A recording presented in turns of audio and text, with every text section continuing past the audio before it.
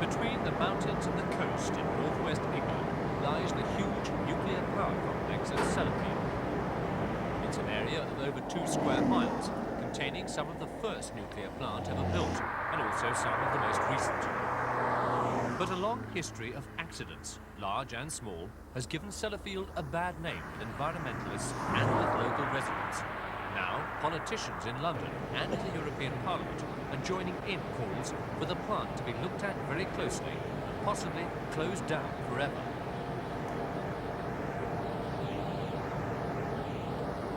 As the arguments continue, British Nuclear Fuels Limited opened the doors of Sellafield for the first time, so the whole process of storing and reprocessing used nuclear fuel could be filmed. Reprocessing has become Sellafield's main role, taking in all the used fuel from Britain's own nuclear power stations and also waste from other countries, including West Germany, Italy and Japan. The spent fuel rods arrive still hot and radioactive.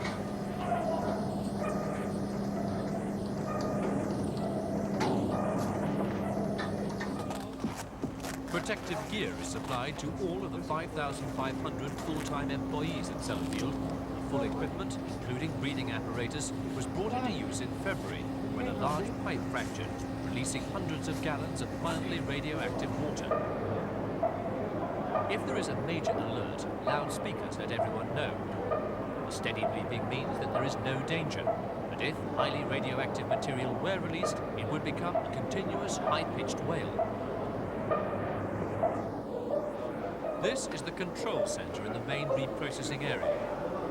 The chemical process is simple enough. Spent fuel rods are treated with nitric acid and other solvents, which split them into 3 main components: small amounts of plutonium and uranium, but mostly nuclear waste, which raises perhaps the most important question: is reprocessing worth the expense and the additional headache of a greater volume of radioactive waste to dispose of?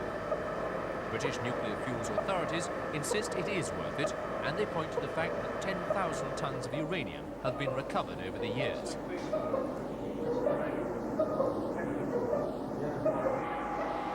Coping with the increasing amounts of nuclear waste has become the main logistical problem. It's piped into thick concrete silos underground, 22 of them in all, with a combined capacity equivalent to a small apartment block. Much of the waste is still highly radioactive, and so hot it would be a fire hazard, but for the constant cooling system, with 7 cooling coils in each tank.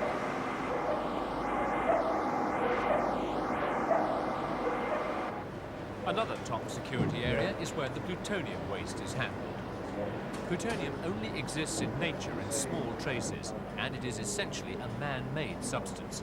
It's highly poisonous and highly volatile, and it is an essential ingredient of nuclear bombs. That's one reason why Britain has agreed to import nuclear waste.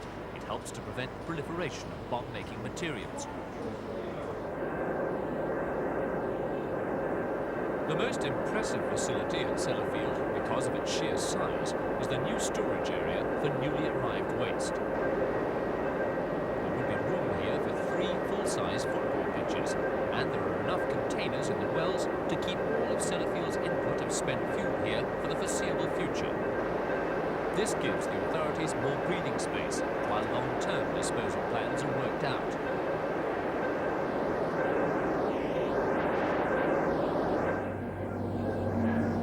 Modernisation and high technology has also been applied in the stripping of the spent fuel rods.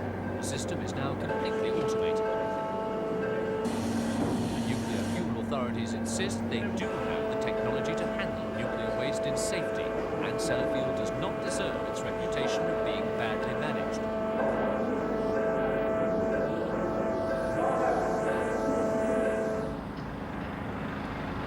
Sellafield today has a new skyline.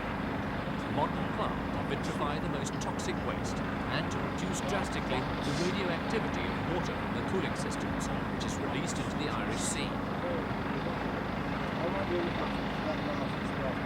The building program is not yet finished, with $2 billion being spent on a new reprocessing plant, so there are clear signs that as far as the British government is concerned, and in defiance of criticism from politicians and environmentalists, Sellafield seems here to stay.